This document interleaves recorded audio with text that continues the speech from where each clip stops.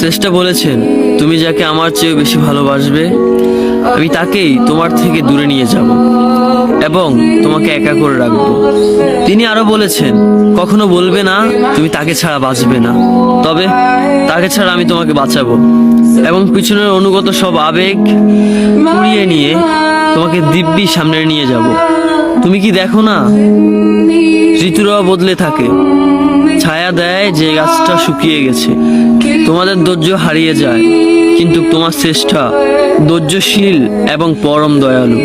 সেই ঝরে যাওয়া পাতার ঢাল থেকে আবারও সবুজ পাতা গজায়। তুমি দেখো না তোমার শ্রেষ্ঠার নিদর্শন, যে মানুষটাকে তুমি নিজের অংশ ভাবতে সেই মানুষটাও একদিন অচেনা হয়ে যায়, তোমার মন ভেঙে যায়। এমনকি তোমার বিশ্বস্ত বন্ধুরাও স্বার্থ পুড়িয়ে যাওয়ার পর বিশ্বাসঘাতকে পরিণত হয়। তুমি কি তা দেখো না? যে মানুষটাকে নিজের জীবনের চেয়েও বেশি ভালোবাসতে সেই মানুষটাও প্রতারণা করে। তবে তুমি কেন চেষ্টার বিমুখ হয়ে মানুষকে ভরসা করো? অদ্ভুত এই পৃথিবীতে, যখন তুমি ভাবো এটা হবে না কখনোই, কিন্তু কিছুক্ষণ পর সেটাই হয়। সেটাই হবার নয় কি? তুমি বলো আমি পড়বো না, অথচ তুমি পড়ো। তুমি বলো আমি বিরক্ত হব না, অথচ রোজ তুমি বিরক্ত হও। এবং সবচেয়ে বিচিত্র বিষয় হলো, তুমি বলতে থাকো আমি মরে গেছি, অথচ তুমি বাঁচো।